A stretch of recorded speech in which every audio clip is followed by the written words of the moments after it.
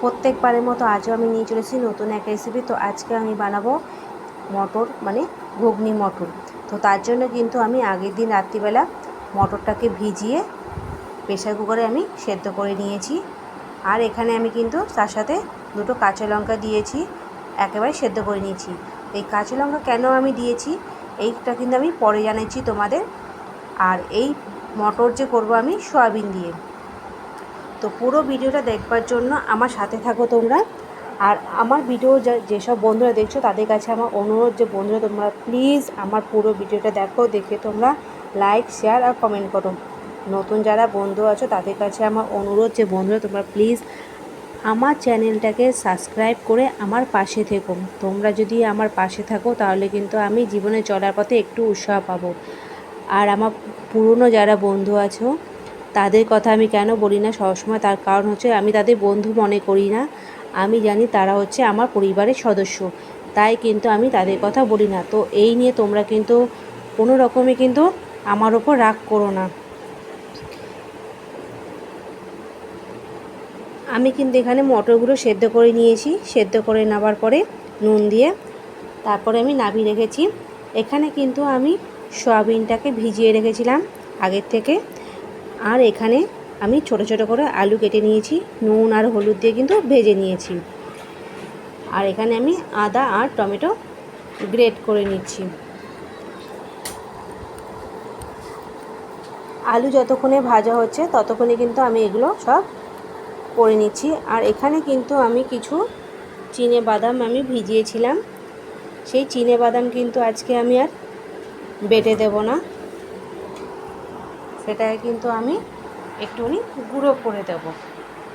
তো তোমরা তো যখন মানে অনেক বাইরে যখন যাও তোমরা দেখতেই পাও অনেক হোটেলে বা কোনো সাথে দোকানে যখন আমরা কচুরি খাই তো এরকম দেবে মটরের সাথে কিন্তু সয়াবিন থাকে। তো আমি কিন্তু তাদের মতনই করার চেষ্টা করেছি।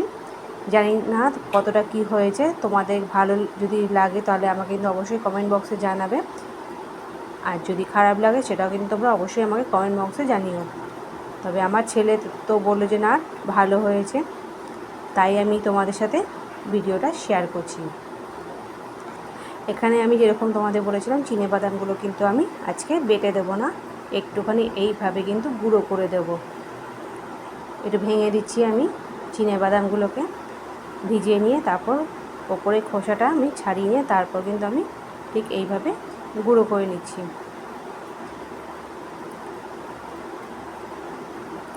যাতে একটু দানা দানা থাকে।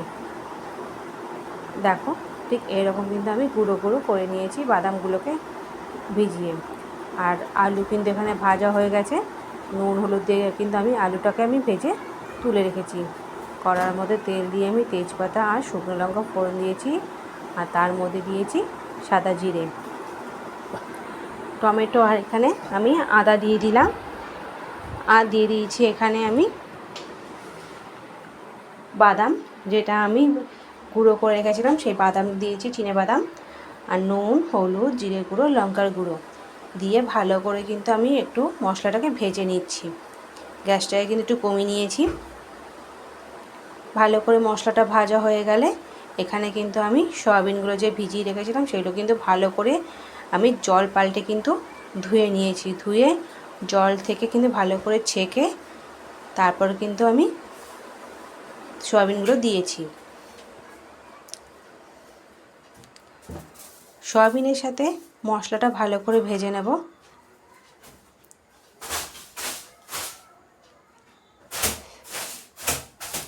যখন সয়াবিনের সাথে মশলাটা ভালো করে ভাজা হবে তখন কিন্তু আমি তার মধ্যে দিয়ে দিয়েছি কাসুরি মেথি আর ভাজা আলু দিয়ে ভালো করে কিন্তু আমি মশলার সাথে আর সয়াবিনের সাথে কিন্তু মিশিয়ে নিয়েছি, ভালো করে ভেজে নেব।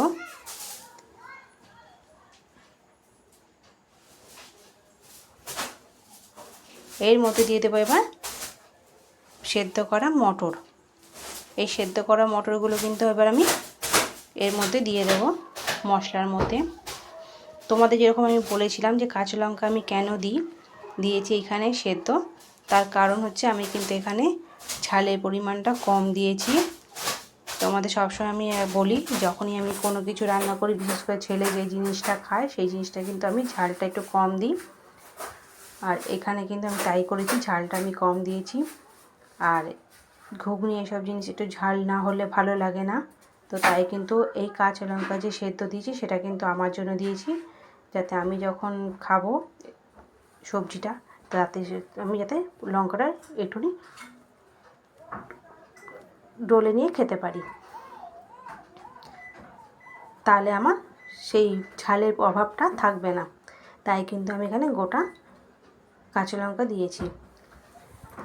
মটরটা কিন্তু ভালো করে মশলার সাথে আমি ভেজে নিয়েছি, তার মধ্যে দিয়ে দিয়েছি জল দিয়ে ভালো করে ফুটিয়ে নেব। ভালো করে ফুটে গেলে তার মধ্যে দিয়ে দিয়েছি আমি সামান্য পরিমাণে চিনি। আর নাবানোর আগে কিন্তু দিয়েছি এখানে আমি গরম মশলা। তারপর নাবিয়ে নিয়েছি, নাবিয়ে নিয়ে কিন্তু আমি পরিবেশন করছি। তো কীরকম লাগলো আজকের আমার ভিডিও তোমরা কিন্তু অবশ্যই আমাকে কমেন্ট বক্সে জানাও।